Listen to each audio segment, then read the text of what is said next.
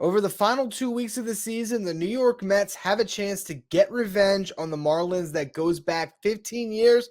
Can they pull it off? We'll talk about it on today's edition of Locked On Mets. You are Locked On Mets, your daily New York Mets podcast. Part of the Locked On Podcast Network, your team every day.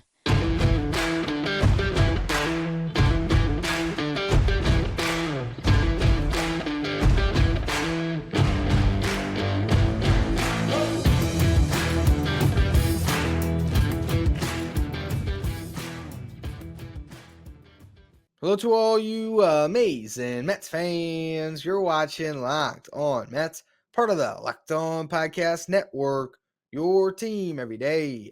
I'm your host, Ryan Finkelstein. If you want to find any of my work, follow me on Twitter at Finkelstein Ryan. You can also find some of my writing at justbaseball.com, where I work as the managing editor. Swing for the fences on Sleeper Picks, and you can win up to 100 times your money. Download the Sleeper app and use promo code Locked On. You'll get up to a $100 match on your first deposit. Terms and conditions apply. See Sleeper's terms of use for details. Currently operational in over 30 states. Check out Sleeper today. Unfortunately, what we're going to do on today's show is take you back in time to one of the most painful experiences of the past 2 decades when it comes to being a Mets fan. Because the Mets now have an opportunity over the next week and a half to exact revenge on a team that broke our hearts 16 and then 15 years ago. Of course, if you're not aware of where I'm going with this, I'll take you back to 2007, a year removed from when the New York Mets were a hit away from going to the World Series in the NLCS, and Carlos Beltran struck out looking. The following year, with the team that had so much hype, the New York Mets, as we all unfortunately remember, carried a 7-game lead in the division with 17 games left to play, and they ended up missing the playoffs altogether. The team that caught them was the Phillies, the same team that would catch them and win the division again in 2008 and go on to win the World Series. The Phillies, of course, are a team that you always hate, no matter what. The Marlins are a team that you only hate at the end of the season, typically, when the Mets are playing for something, the Marlins are not. Now, that's not to say the Mets are always playing for something, because we know they haven't for a very long time. Consistently, the Mets find themselves out of the race, right? I'm not trying to say the Mets are always in it, but they have been in the race more than the Marlins have, because the Marlins, in the course of their history, have 2 playoff appearances, and they won the World Series both times. Now, granted, there is a third one technically if we go back to 2020, but I think everyone just puts that season aside in its own little box because it was a weird year. Nothing really counts the same there. So the Marlins right now are sitting in the best position that they've been in outside of the 2 years where they made the playoffs as a wild card team to once again cash their ticket and make it to October.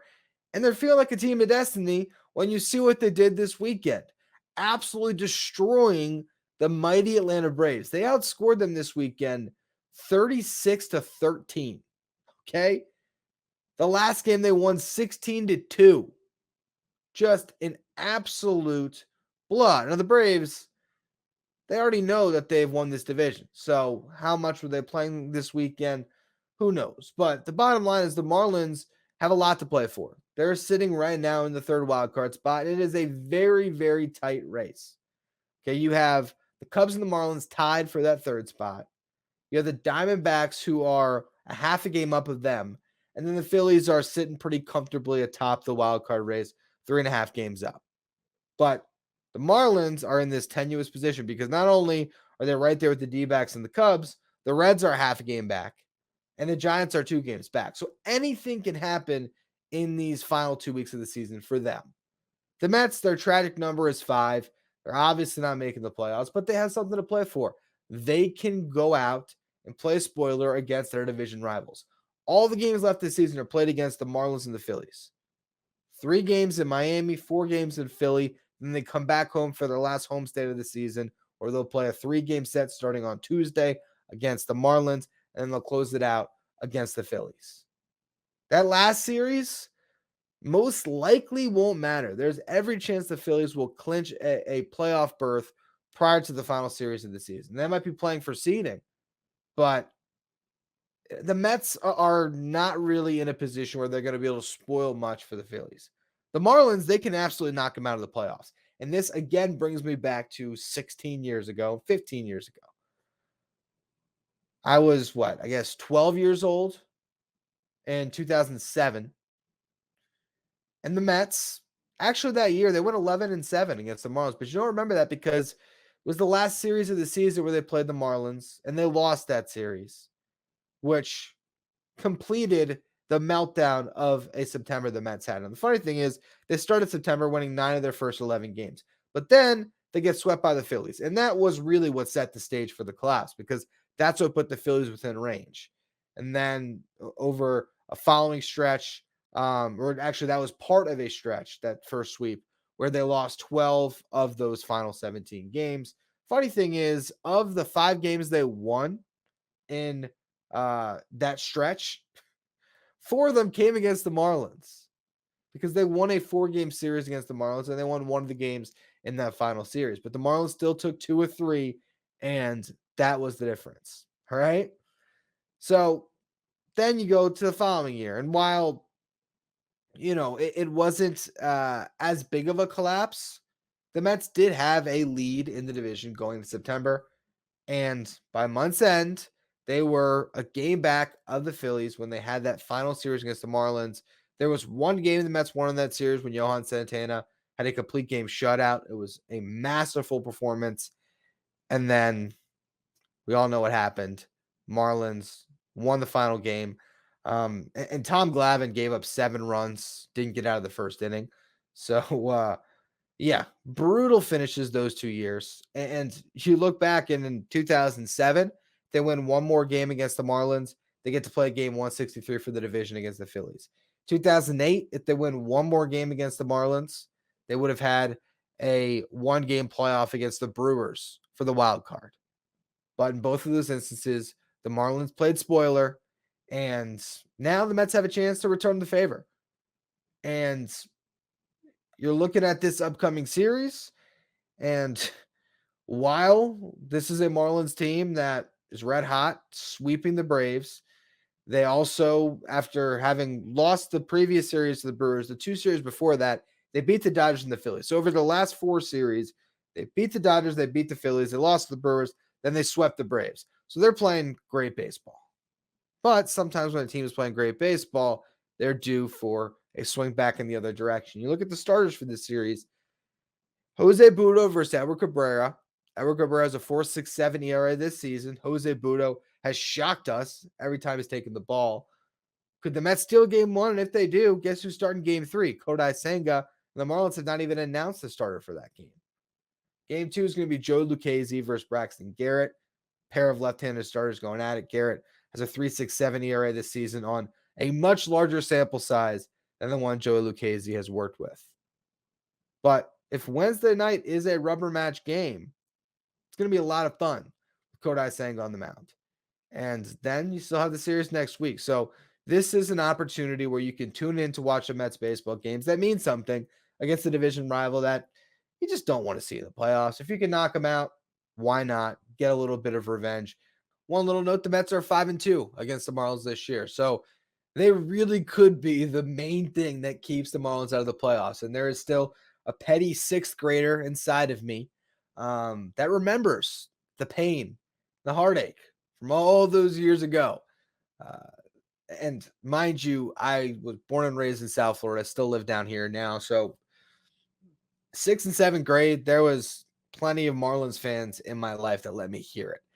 Nowadays, I don't associate with many vocal Marlins fans. It's hard to find vocal Marlins fans. But I still would love to see the Mets knock out the fish. Why not? Give us a little bit of feel good in what's just very clearly one of the most forgettable seasons in franchise history. I don't even know if forgettable is the word, because it's so memorable for how bad it was, but the most disastrous in franchise history. With that said, there were still some positive takeaways from the weekend slate against the Reds. So we'll talk about some of the takeaways from that series and other just milestones and things that we can watch out for in the final 2 weeks of this season when it comes to individuals on the Mets. Before we get to that, though, today's episode is brought to you by Jase Medical. Modern medical care and treatment are important, but our global supply chains are fragile. Things like pandemics, natural disasters, and foreign travel may cut you off from the treatment you need. Jace Medical is your solution. Just fill out their online form, and one of their board-certified physicians will review it to determine whether medications are safe and appropriate. Then they send your prescriptions to one of their partner pharmacies where your Jace order will be filled and mailed directly to your home. Not only this, you can send your physician a message for answers to treatment-related questions anytime. Everyone should be empowered to care for themselves and their loved ones during the unexpected. That's why Jace Medical offers the Jace case. Save more than $360 by getting these life-saving antibiotics with Jace Medical, plus an additional $20 off by using the code LOCKEDON at checkout on jasemedical.com. That's Jace, Jase, medical.com. The New York Mets play the Miami Marlins at 6:40 Eastern Time tonight. Catch every pitch of the Mets hometown broadcast with SiriusXM on the SXM app. Just search Mets. Over the weekend, the New York Mets lost a series to the Cincinnati Reds. They dropped the first two games of that series before winning the finale on Sunday. Ended up being a 4-3 week for your Mets as they took 3 of 4 from the D-backs before losing that series over the weekend. I did break down Friday night's game a bit on the Saturday podcast that I posted over the weekend, so you can always check that out.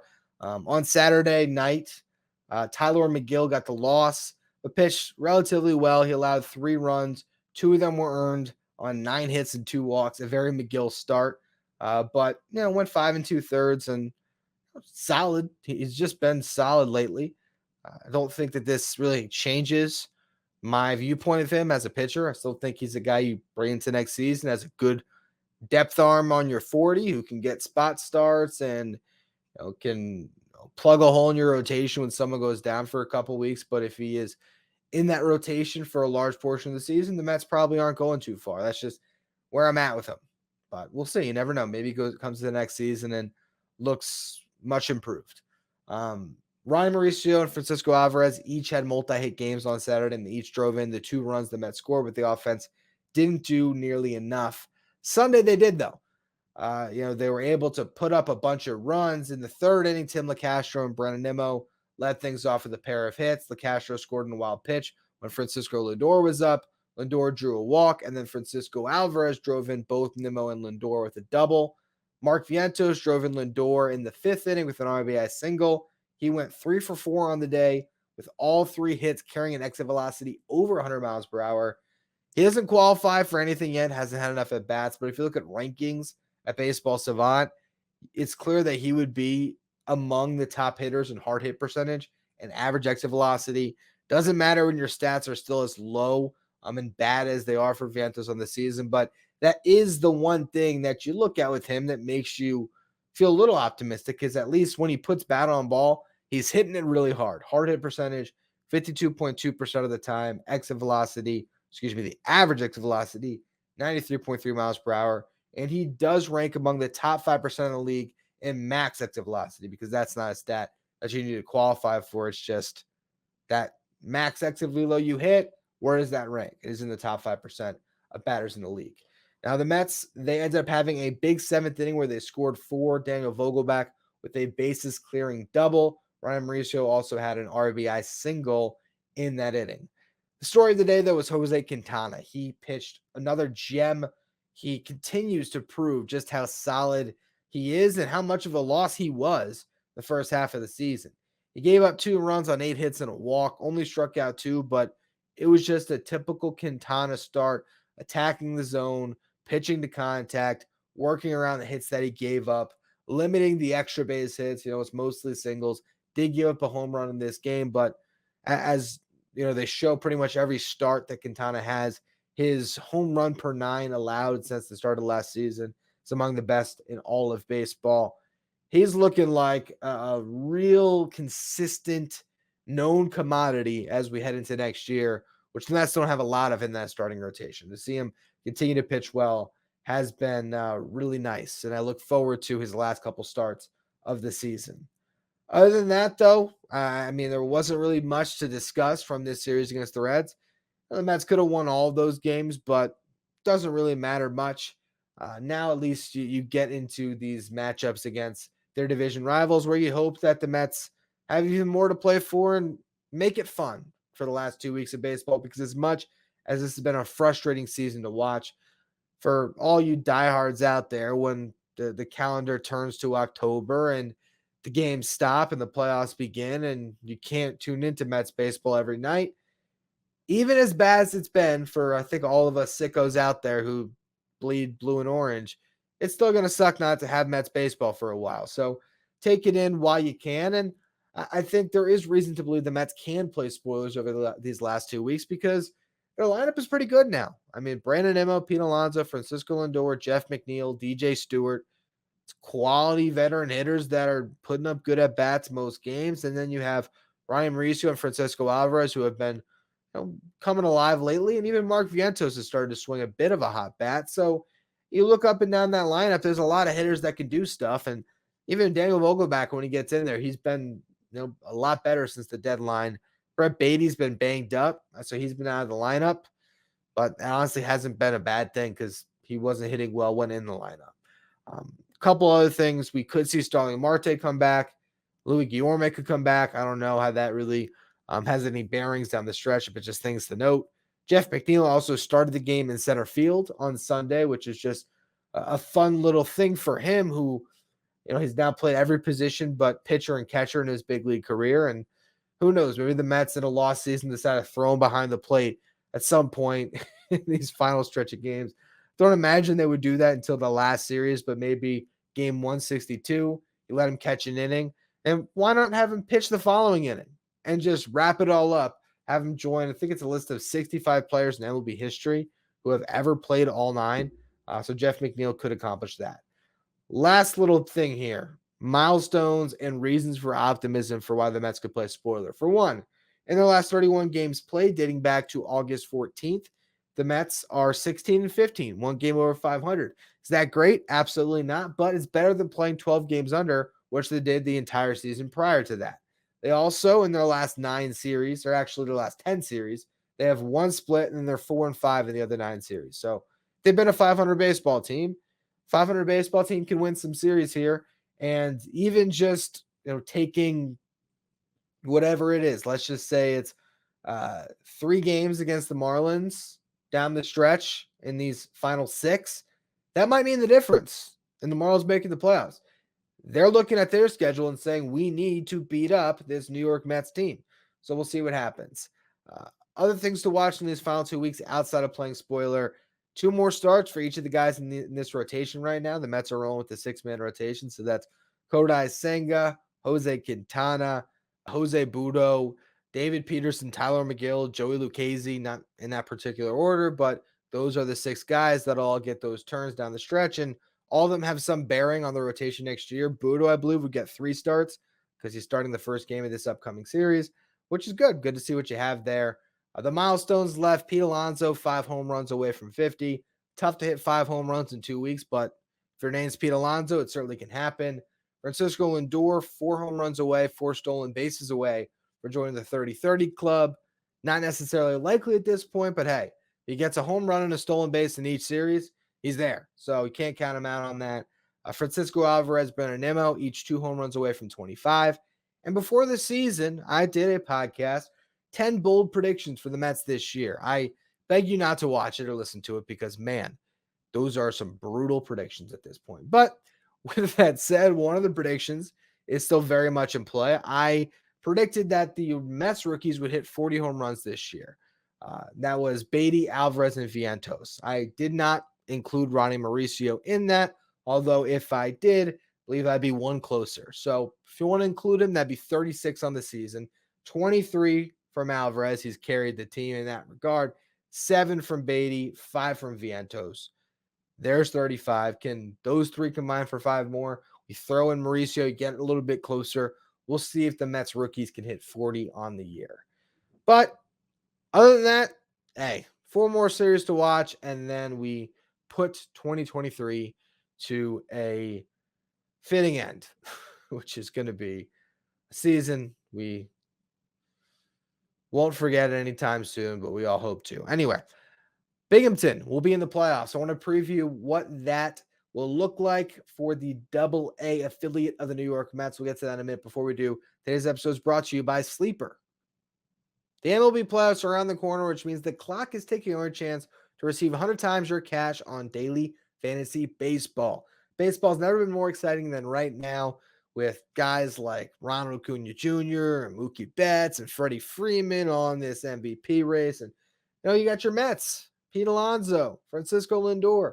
They're chasing milestones. You want to pick more or less on their stats like home runs, hits, strikeouts, and more. You can do so for up to 100-time payout on Sleeper. Get your picks right and you can win big. They also have football. So football season's here.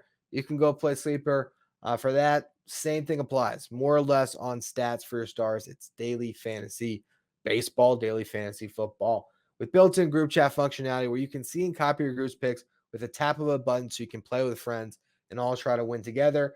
Entries can be made in 30 seconds or less. It's that easy, and they're safe and fast withdrawals. Use promo code LOCKEDON. You'll get up to $100 match on your first deposit. Terms and conditions apply. See Sleeper's terms of use for details. Currently operational in over 30 states. Check out Sleeper today. Well, there's at least one affiliate of the New York Mets that will play some playoff baseball, and that is the Binghamton Rumble Ponies, where all of the Mets' top prospects nearly are now starring together. And it's going to be a lot of fun to see them play in a Subway Series. Not really, but when it comes to the affiliates, the two New York teams going head-to-head, Somerset versus Binghamton, Somerset being the Yankees AA affiliate, who actually won each half of the season. So basically how the minor league playoffs works. I've explained this before, but again, it's the first half winner versus the second half winner in each division. They go head to head. But if the first half winner wins the second half, the team with the best winning percentage besides them in that second half will play them head to head. So Binghamton ended up finishing a game and a half behind Somerset in the second half, but they were the other best team. So now those two teams square off. And the first game is played in Binghamton on Tuesday, and then there's a day off before games 2 and 3, game 3 if necessary, are played in Somerset. It'll be interesting to see which pitchers will go in this series for the Rumble Ponies. Where's my Rumble Ponies hat? Here I am talking Rumble Ponies without the hat on. My bad. Game 1, based on how guys have been pitching, I do wonder if it's Joander Suarez. He pitched on the 14th, so you'd think he'd be rested to go. He has yet to allow a run in AA in 3 starts. Also, though, hasn't paid his dues as much as other pitchers. Maybe Christian Scott gets the nod, although he is on an innings limit, so he's not going to pitch more than maybe 3 innings, I would say. They could piggyback those guys. Start Scott, then bring in Suarez. They could go the other way with it. Start Suarez. And hey, if he goes 6, maybe Scott can close the game for you. Interesting how they decide to line that up. Christian Scott did pitch out of the pen in college, so it wouldn't be foreign to him. That's the way the Mets maybe started off. They can't go to Dominic Hamill for that game 1 because he last pitched on the 15th, so I imagine he'll get the ball in game 2 as the guy who's been part of Binghamton from day 1 and really kind of earned that type of a start to either win a series if the Mets win game 1 or prolong the season for one more game for a game 3. And then I wonder if Blade Tidwell gets the ball in game 3. Last year, he was pitching in St. Lucie in the playoffs. Wonder if this year he's pitching in Binghamton in the playoffs, a couple levels up. He is the highest upside arm in the Mets system right now. He threw 30 pitches on Sunday before getting pulled. Imagine that was to keep him, fresh for the playoffs. Also, wasn't really throwing that well. Gave up a couple of runs and had a lot of deep counts, but he could certainly start game 3. Look at how the Mets might line it up when it comes to the offense. Jet Williams been playing a lot of shortstop since making that debut in AA. Think that might continue because he hasn't really played anything other than shortstop and center this year, and that's where they put him in AA. Maybe they want to keep him at those 2 positions for now, which has pushed Luis Angel Acuna to second base, position he has a little more time and comfort with. So those 2 guys up the middle. Jeremiah Jackson at third, a guy who's played great since coming over in that Dominic Leone trade at the deadline. Kevin Parada at catcher. He's starting to get his feet wet in AA. Drew Gilbert in center field. And you look at that collection there, that's 5 of probably the top 10 position player prospects in the Mets system. That's if you're not counting Ronnie Mauricio. But even then, I mean, you count Mauricio, Colin Houck, Marco Vargas, Ryan Clifford, some combination there that probably gets you to the top 10 position player prospects in the Mets system. And really, if you look at Williams, Acuna, Parada, and Gilbert, for a lot of different outlets, that might be 4 of the Mets' top 5 prospects. I mean, Mauricio is considered among that group. Ryan Clifford considered a top 5 prospects from a lot of outlets right now as well. I know personally I had Clifford number 4, but regardless, it's a lot of future Mets, hopefully, that are going to be playing in a playoff situation. So if you have MLB.tv, you can watch there and check out some AA playoff action. Should be a lot of fun this week. So I'll be breaking that down, of course, for all you everydayers throughout this week, and hopefully it continues on to the final week of the season. Because if the Rumble Ponies were to win this series, I believe the next series would not begin until the following week. So should be a lot of fun, hopefully.